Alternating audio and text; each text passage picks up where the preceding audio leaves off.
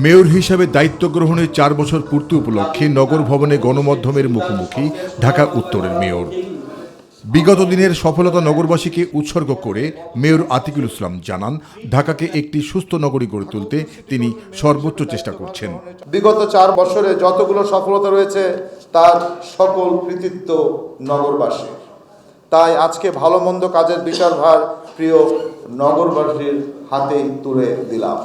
গত 4 বছরে কিছু প্রকল্পের অগ্রগতি না হওয়ায় নিজের ব্যর্থতা মেনে নিয়ে কাউকে খাল দখল করতে না দেওয়ার হুঁশিয়ারি দেন তিনি। যেগুলো আমি করেছি আমি আপনাকে বলছি, যেগুলো আমি করতে পারি নাই ওগুলোও বলছি। যেমন খালের ভিতরে আমি যেটা বারবার বলছি যে কলা গাছ থেরাপি, আমি এখনো মনে শান্তি হচ্ছে না যখন পর্যন্ত প্রত্যেকটা বাড়িতে যদি কলা গাছ ঢোকাতে পারতাম তখন আমার মনে শান্তি হতো। আমার ব্যর্থতা এখানে, আমার ব্যর্থতা। কারণ কিভাবে বাড়িধারার এবং গুলশানের লোকরা কিভাবে তারা খালের মধ্যে ডাইরেক্ট কালো বর্জ্য তারা দিয়ে দিচ্ছে, এটি অত্যন্ত কষ্ট লাগে নিজের কাছে, আমার কাছে।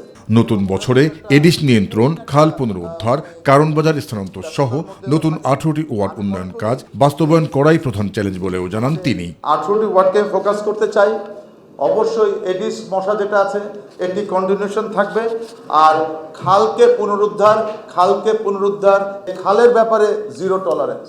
জাহিদ আহমেদ বাবু, মাই টিভি, ঢাকা।